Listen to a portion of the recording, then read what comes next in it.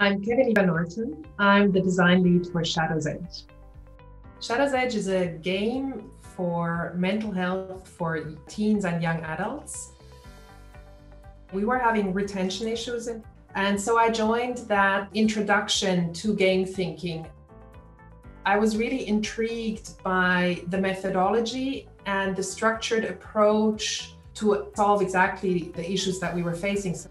We actually are now pushing a release, and we're offering things to players that make them want to come back. We're really, in these observations, we really saw a big difference.